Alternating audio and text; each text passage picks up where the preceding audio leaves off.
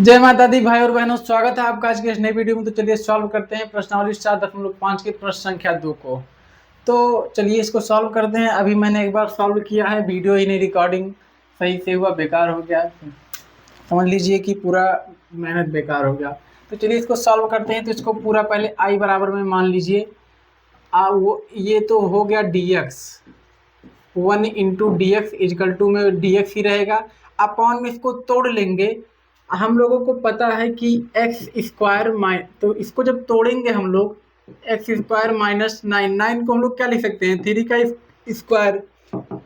का स्क्वायर लिख सकते हैं। और हम लोगों को पता है ए स्क्वायर माइनस में बी स्क्वायर इजकल टू में एक कोष्टक में ए प्लस बी, एक कोष्टक में ए माइनस बी। तो इतने को चलिए इस फॉर्म में है, इसको भी इसी फॉर्मूले पे रखते हैं। एक कोष्टक में एक्स प्लस बी या एक्स माइनस बी, एक कोष्टक में x माइनस बी। एक्स की जगह पे क्या है, x ही है। b की जगह पे क्या है, 3 है।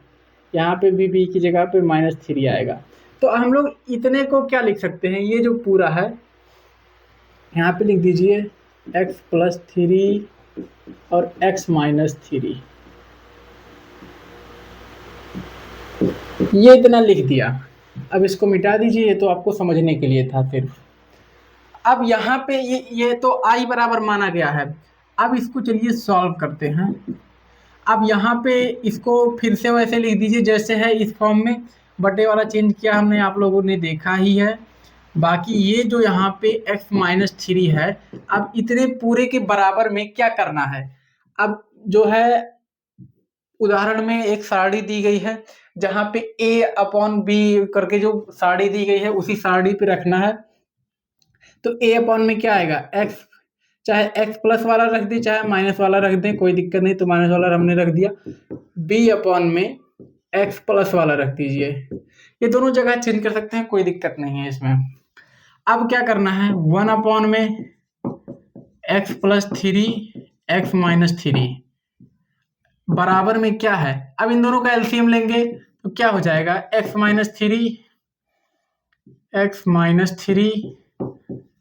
x plus 3। और यहाँ पे a इंटू में क्या आएगा, तिरछा गुणा करा दीजिए दोनों का, x प्लस 3 प्लस में b x माइनस 3। ये इतना हो गया। अब फिर हम लोगों को नीचे वाला देखिए सेम है, गुणे में दोनों है, दोनों ब्रैकेट यहाँ पे भी गुणे में है, यहाँ पे गुणे में है। तो इसको गुणे में है तो इसको काट सकते हैं। तो काटना रॉन्ग मेथड होता है कहा जाता है, लेकिन तो अब आपको समझाने के लिए काटना पड़ेगा। बचा क्या यहाँ पे, बचा 1 इजकल टू में a into x plus 3 plus में b इंटू एक्स माइनस 3। अब ये इतना बचा है यहाँ पे। अब इसको मान लीजिए इक्वेशन नंबर 1, इसको मान लीजिए इक्वेशन नंबर 2। अब समीकरण क्या लिखेंगे, समीकरण 2 इक्वेशन 2 से, इक्वेशन 2 से हम लोग जब ये ब्रैकेट वाला क्या है x प्लस 3 इक्वल टू में 0 रखेंगे तो हमको x बराबर -3 मिलेगा, x बराबर -3 मिलेगा। अब यही x बराबर -3 इस समीकरण में रखिए। अब यही x बराबर 3, x बराबर -3 समीकरण 1 में रखने पर, x बराबर -3 समीकरण 1 में रखने पर, तो समीकरण 1 में 1 इजकल टू a इंटू में x बराबर -3 रखना है। यहाँ पे x है, x बराबर -3 प्लस में 3 ब्रैकेट क्लोज, b क्या है -3। अब देखिए ये पूरा 0 हो जाएगा, 0 हो गया, प्लस में b इंटू में -6। जब ये 0 है तो इसका कोई लिखने का मतलब है नहीं। तो b बराबर में क्या आएगा, -1/6 आएगा। अब क्या करना है, अब ये वाला ब्रैकेट का काम हो गया। अब इस वाले ब्रैकेट को करिए, x बराबर जब x -3 ये ब्रैकेट वाला इजकल टू 0 तो x बराबर में 3 आएगा। तो x बराबर में 3, तो ये x बराबर 3 फिर से समीकरण 1 में रखेंगे तो 1 इक्वल टू में a इंटू में 3 प्लस में 3 प्लस में ये पूरा 0 हो जाएगा, 0 हो गया, बचा क्या 1 इक्वल टू में a इंटू 6, a बराबर में 1/6 और b अपॉन में 1/-6। अब इसको ले आइए इधर।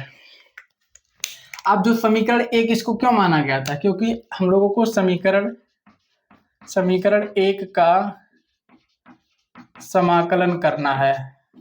समाकलन करने पर समीकरण 1 का समाकलन करिए तो यह जो पूरा है वही उतार दीजिए, तो क्या है 1/में x plus 3 x minus 3 equal to में क्या है 1a अपॉन में x माइनस 3 प्लस में b अपॉन में x प्लस 3। अब समाकलन करना है, समीकरण 1 इक्वेशन 1 तो यही है, तो इक्वेशन समाकलन करना है, समाकलन चिन्ह लगाइए, समाकलन चिन्ह लगाते ही इनटू में आ गया dx, क्या आ गया dx, ये इतना हो गया। अब देखिए ये इतना जो है ये इतना बराबर है, ये इतना जब दोनों बराबर है, इसके बराबर i है तो हम लोग क्या करेंगे इसके बराबर में भी i रख देंगे। i बराबर में इंटीग्रेशन मान, अब a को निकाल लीजिए इंटीग्रेशन के बाहर, बचा क्या ऊपर बचा dx x माइनस 3 प्लस में इंटीग्रेशन मार्क यहाँ पे b बचा है तो b लगा दीजिए, बचा क्या dx x प्लस 3, ये इतना हो गया। अब हम लोग क्या कह सकते हैं कि इंटीग्रेशन करिए डायरेक्ट अब इसका।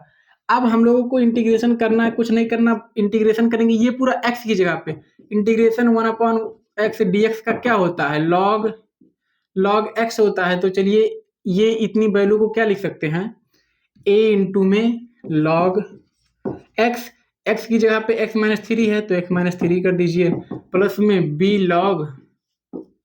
log x माइनस 3 को x प्लस 3 है यहाँ पे, बस प्लस में आ गया c क्योंकि समाकलन हो चुका है।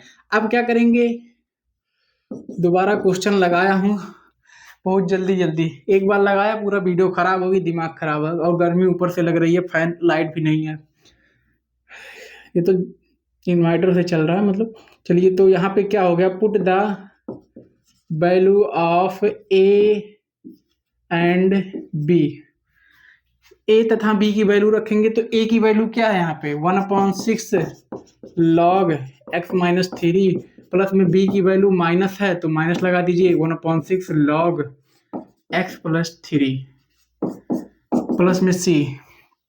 अब क्या करेंगे 1/6 को कॉमन कर लीजिए, कॉमन किया बचा क्या log x माइनस 3, यहाँ से 1/6 कॉमन हो गया तो बचा क्या है minus log x plus 3 plus में c। अब देखिए log x minus log b या log x minus log y की जो फार्मूला होता है वो होता है क्या log x अपॉन y, तो x की जगह पे x माइनस 3 है, y की जगह पे x प्लस 3 है, प्लस में c, यही हो गया फाइनल आंसर। तो वीडियो देख सकते हैं कितने मिनट की है, तो वीडियो इतने मिनट की थी, एक बार बर्बाद हो गई है, दोबारा से लगाया हूँ, कोई गलती हुआ हो कुछ समझ में ना आया हो तो कमेंट बता दीजिए करिए और मैं उसको सुधारने की कोशिश करूँगा। और आप लोग जो पढ़ रहे हैं उसको दिल से धन्यवाद, मिलते हैं सभी भाई बहन लोग से नेक्स्ट वीडियो में, तब तक के लिए जय माता दी, जय माँ सरस्वती।